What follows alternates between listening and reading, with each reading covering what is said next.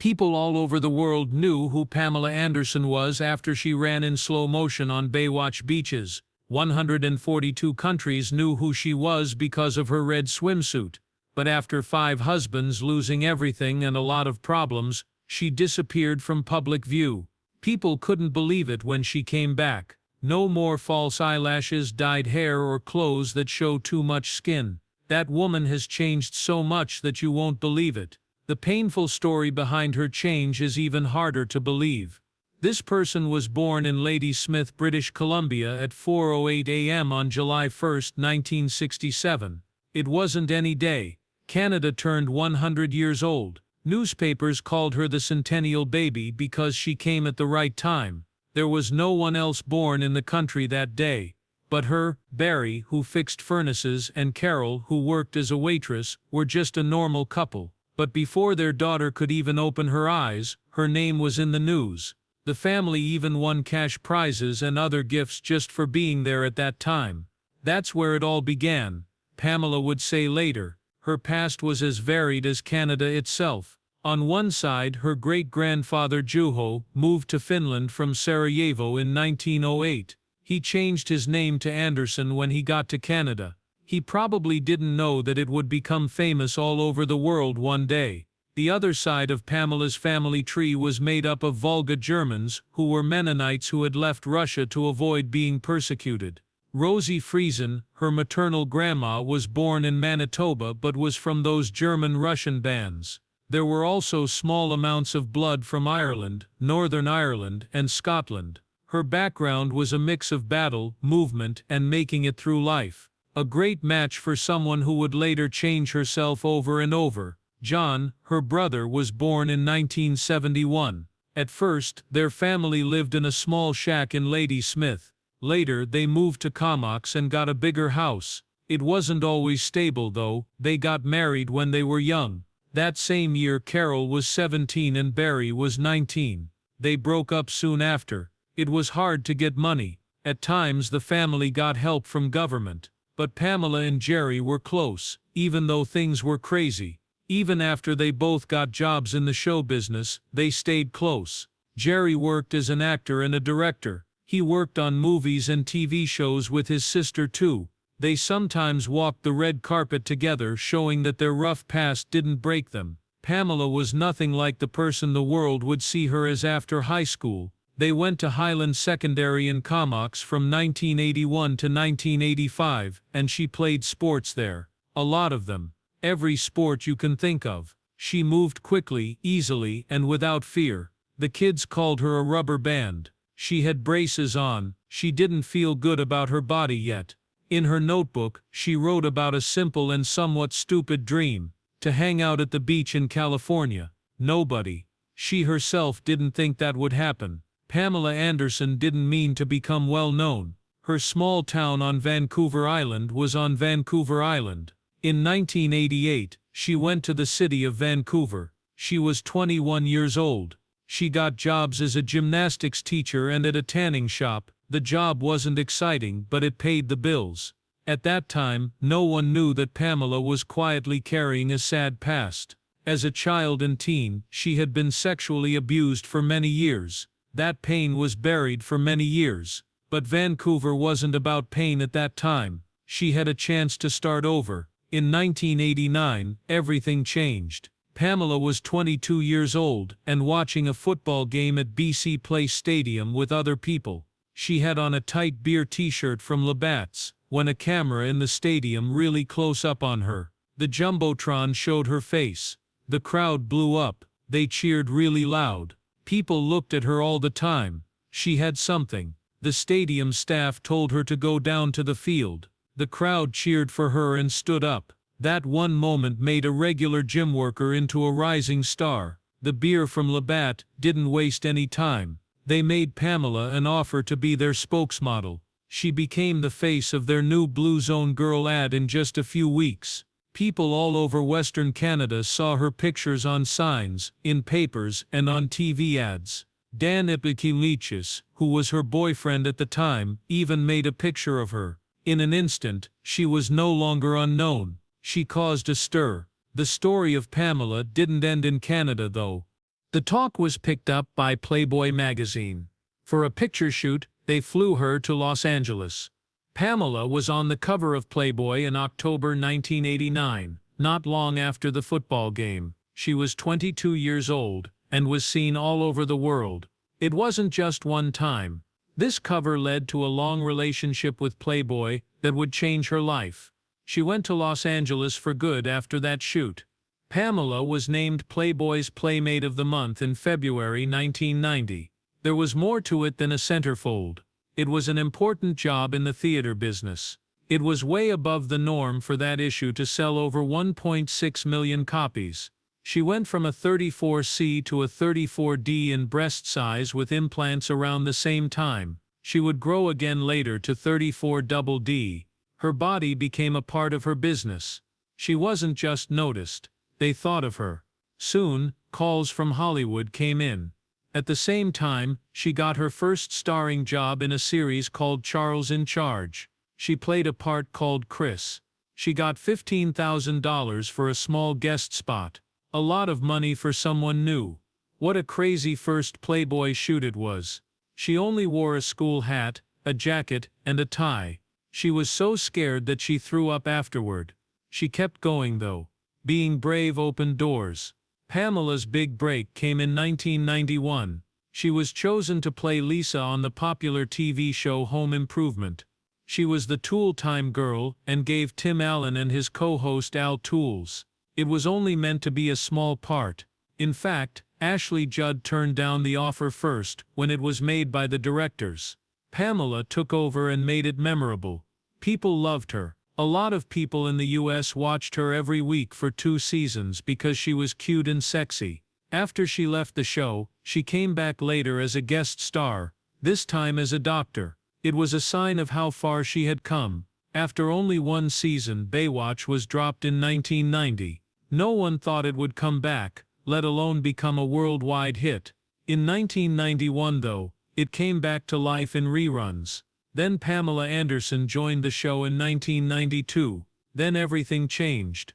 The show went crazy as soon as she came on as lifeguard CJ Parker. People couldn't get enough. By 1996, Baywatch wasn't just well known. The whole world watched it more than any other show. Over 1.1 billion people watched every week. It was broadcast in 142 countries, and by the end it had been seen in 148. It was also translated into 44 languages. It was known in every part of the world except Antarctica. Anderson was the reason for it. She was more than just a figure. She became well known, so important that foreign TV deals included terms that made sure Pamela would be there. Fans didn't care that reviewers kept putting the show down. They were hooked. Anderson became the image of beauty for a whole generation. The world fell in love with her. After she wore a red costume and ran slowly on the beach. It wasn't easy to be CJ Parker though. Anderson worked out very hard, so that body didn't take care of itself. At first, she did light exercise and stretching every day. She did change with the times though. She did more squats, lunges, and deadlifts, with weights, but she used light weights and did a lot of reps. Push-ups, tricep dips, and rows were the main exercises she did for her upper body. She hit her deep too. She did planks, Russian twists, and leg raises to get her stomach ready for those famous beach runs. Not only did they want to look good, she had to be strong enough to do long shoots in the hot sun and actually save people in the ocean. She did her own tricks too. Anderson said she felt a connection with CJ because they both liked crystals, meditating, and figuring out what their dreams meant. For CJ, that spiritual side made him feel more complete. It wasn't just that she was blonde. She changed over the course of 5 seasons. CJ had a family, love stories, and even a job outside of the beach. She taught tennis, led rafting trips, and started a beach cafe. People loved her. One site even named her one of the 11 hottest blondes in show business. Fans still thought about CJ after Anderson left. In 2003 she came back for the Baywatch Hawaiian wedding special. In 2017 she played a different version of CJ in the Baywatch movie. But there was something else going on, money. She was only paid $1,500 per show when she first started in 1992. Not at all. Just for the star of the world's most watched show. In the end, she changed her pay to $300,000 per show, which is about $6.6 million per season. Even though it was a big jump, it was still less than David Hasselhoff, who made money from the show. Anderson was never able to get those rights. No control and not a lot of residuals. She only makes $4,000 a year from Baywatch reruns these days, even though the show is still seen all over the world. Brandon, her son, said it was illegal. Anderson later said she wasn't sure what she was signing.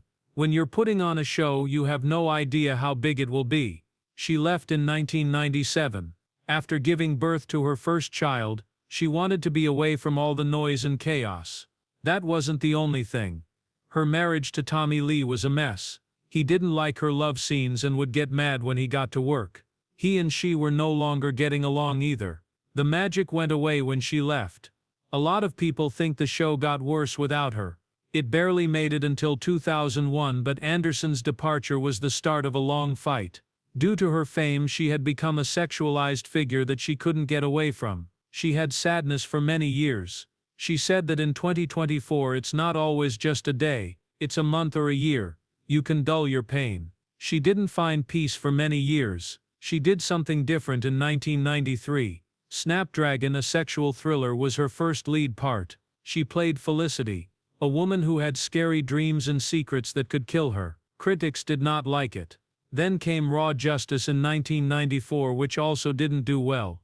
One reviewer said that her character was only there for dull sex scenes.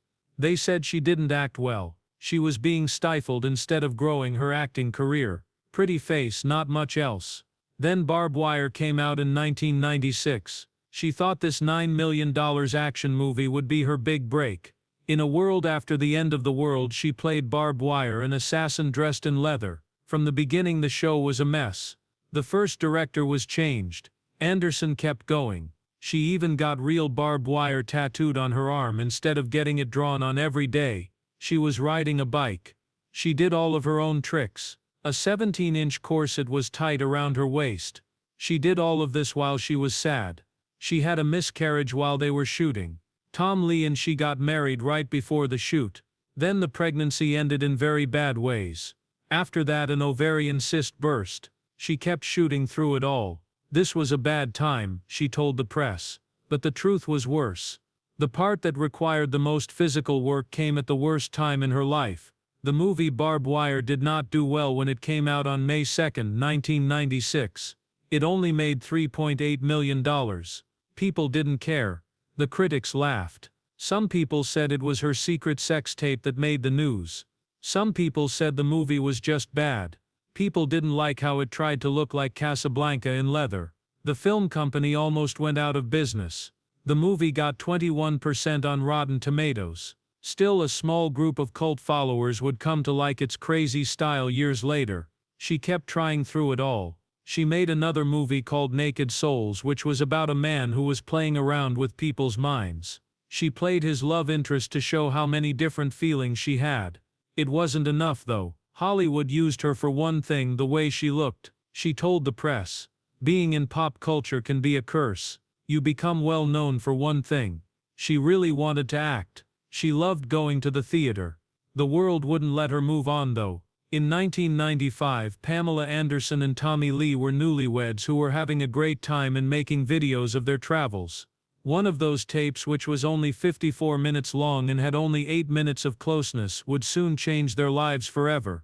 It wasn't meant for other people to see, but when Rand Gautier, an electrician, was fired from working on their Malibu home, things began to fall apart. He said they owed him $20,000 each. Tommy is said to have met him with a shotgun when he went back to get his tools. That set off a spark. In the late hours of a Halloween night, Gautier broke into their house while covering his head with a white yak fur rug to trick the cameras. He got up and left with a huge safe. Inside was that well-known tape. He didn't just look at it, there was a chance for him. They worked together as a porn director. They made copies. The first one was destroyed. They put the tape online and sold it around Los Angeles with the help of $50,000 from another adult film mogul. Pamela and Tommy found out what had happened in early 1996. They sued for $10 million to try to stop the spread. The tape was everywhere though. It made about $77 million in real sales in just 1 year. Pamela didn't make any money. In the end she said it was stolen goods. I've never even seen it. In the middle of all the chaos, something lovely took place. Bruce Thomas Lee, their boy, was born on June 6, 1996. He showed up right in the middle of the incident, when his parents were being sued and cameras were rolling. But for a short time he calmed things down. They thought about family. They tried to keep the noise from him. After many years, Brandon became well known. He was in movies like Sierra Burgess is a Loser and Cosmic Sin. He walked the runway for Dolce & Gabbana and gained more than 440,000 followers on social media. In 2023, he made a Netflix video about his mother and helped make Pamela's Garden of Eden. Not only was his last name well known, he also made something new. After that came Dylan Jagger Lee. He was born on December 29, 1997, just 7 weeks before everything broke. There was too much stress in the house to handle any longer. Dylan's birth should have been a happy event, but it happened right before the couple got violent and ended their marriage for good. He made his own way, just like his brother. He got into music and clothes. He walked the Saint Laurent runway in 2016 and went on to work as a model for Coach, Hugo Boss and Armani Exchange. His picture was in GQ, Vogue, and other magazines. He joined the band Midnight Kids and put out an EP in 2020 called The Lost Youth. By 2021, he had left to find a new sound. He did not wish to live in the shadow of his folks. He wished to create something unique. But just as Dylan was getting his life together, everything went wrong. Tommy beat up Pamela on February 24, 1998, while she was holding their baby. He told her to stop her parents from coming to visit. When she said no, things got physical. She got hurt, and her fingernail was torn. He was arrested right away. Among the charges were abuse of a spouse or child, and illegal ownership of a firearm. After 2 days, Pamela asked for a divorce. Tommy pleaded not guilty to felony spouse battery on April 8. He was given a 6-month jail term, 200 hours of community service, and told to pay over $6,000 to women's shelters and programs for victims on May 20. He couldn't be near Pamela. In the end, she said it was the worst, hardest and most difficult time of her life, but she also said she would always be grateful to him for giving her children. After everything calmed down, Pamela tried to move on. Her next TV show, VIP, came out in September 1998. It was a crazy action comedy where she played Valerie Irons, a hot dog stand worker who is confused for a protector. The show was funny and silly. She couldn't fight, but she always came through for the good guys. There were 88 episodes in all 4 seasons. Cameos were done by big stars like Jay Leno and Stone Cold Steve Austin. Pamela not only starred in it, she also helped make it. Then, in April 1999, she told everyone something shocking. She got rid of her well-known breast implants. At age 31, she said it was her choice. It had begun to leak from one of the implants. She was still a VIP and very famous at the time. She didn't look like herself for long though. In 2004, she got bigger implants than the ones she had before. She said that without them, she didn't feel like herself. Between 1998 and 2006, Pamela kept taking on new jobs. She did the voice of a superhero stripper in Stan Lee's cartoon Stripperella. She played a party girl who works in a shop in Stacked. She even appeared in Scary Movie 3 and played the same character from Baywatch again in a return movie. But her most well-known appearance was in Borat 2006. As herself, she became the end target of a made-up Kazakh journalist who was crazy about her from watching old Baywatch shows. It was funny and memorable. While everyone was talking about how beautiful she was, Pamela was quietly building a huge business. She was on more Playboy covers than anyone else, and the covers were from different decades. Star and Starstruck, 2 books she wrote, are partially based on her life. She even made VIP into a video game for the PlayStation. She was the lead in a famous Miller Lite ad in 2001. She wasn't just a picture on a sign anymore. Behind the scenes, she was doing business. In April 2001, Pamela Anderson met Kid Rock behind the scenes at a VH1 show honoring Aretha Franklin. After only a year, on April 11, 2002 in Las Vegas, he asked her to marry him. Love seemed to be moving quickly, but things fell apart quickly. By June 2003, they were no longer engaged. Kid Rock cut everyone off. He later said that one reason was that she liked Malibu better than his home in Michigan. After that, 3 years went by. Their paths crossed by chance on a friend's boat in Saint-Tropez in July 2006. There were more sparks. Later, Kid Rock said, "Let's just get married and be done with it."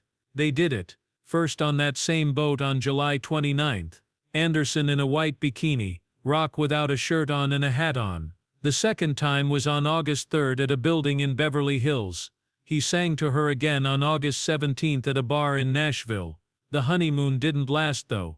After only 4 months, they both asked for a divorce on November 27, 2006.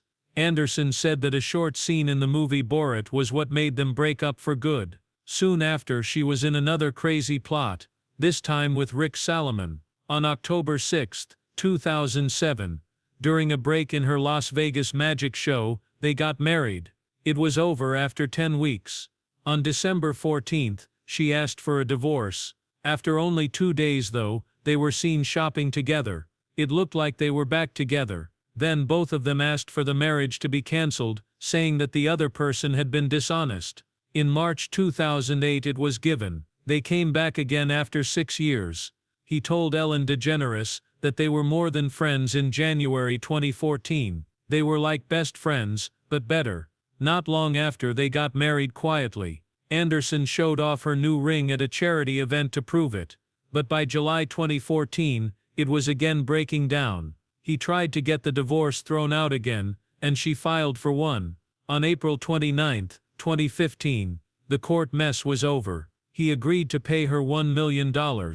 After many years, Anderson told something shocking in her Netflix special. She said that she found a crack pipe in their Christmas tree. Someone else would put a crack pipe in the Christmas tree, right? It wasn't me. I smoked crack for 25 fucking years, Salomon said.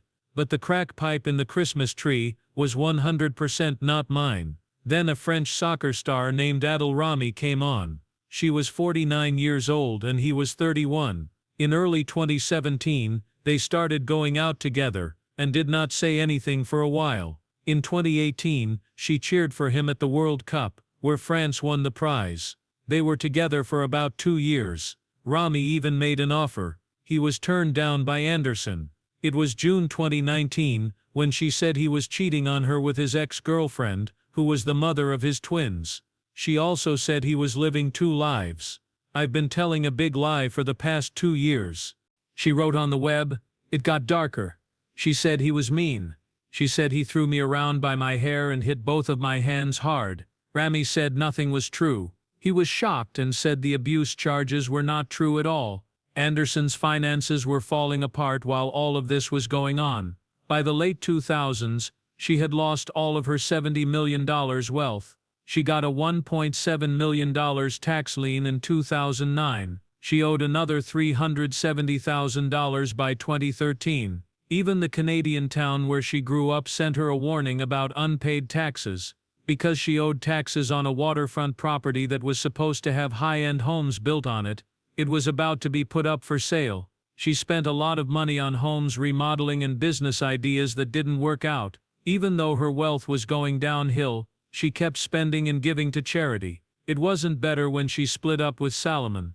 Legal fees kept going up. By 2025, her net worth was back to about $10 million to $20 million, but it was still a long way from its peak. He was her protection and a builder working on her house. They got married in 2020. During the pandemic, they got married at her house on Vancouver Island on Christmas Eve. She said they became close while they were locked up together. She was happy at first. She told the press, "I'm exactly where I need to be." After a little more than a year, in January 2022, she filed for divorce. She later said that the relationship was a mess. She said she would pay for everything and do all the jobs, then ran away as fast as she could. And then something no one saw coming. She made her Broadway debut in 2022 when she was 54 years old. Beginning April 12, she played Roxy Hart in Chicago. The crowd went crazy. The press was shocked. He worked out for months and learned how to sing, dance, and act on stage. She was scared and told Seth Meyers so. "I didn't know if I could sing, dance, or act, but I just went for it." Her life changed during the 8-week run. She once more had faith in herself. Anderson took back charge of her story in January 2023. She wrote a book called Love, Pamela, and a Netflix program called Pamela, A Love Story. The book was her own work, not a fake. In it she talked about traumatizing events like being abused as a child, being raped when she was 12, and having her sex tape stolen. The film used her own journals and movies. It got great reviews. The site Rotten Tomatoes gave it 96%. Time magazine said it was both soft and strong. Brandon, her son, helped make it. The release brought her business back to life. Then came the ever-important part. It almost didn't happen with The Last Showgirl. The draft was thrown away. He was just someone who did small business for her. He wasn't even her contact. It was found by her son, who saved it and gave it to her. She said, "This is it," after reading it. "Now is my chance." She played Shelley, a showgirl in Las Vegas who was about to quit her job. It was like her own life. The movie was made in 18 days by Gia Coppola on a tight budget. Anderson was all set to go. She told the group, "This could be my only chance." She did everything she could. That show finally earned her the attention she had been looking for decades.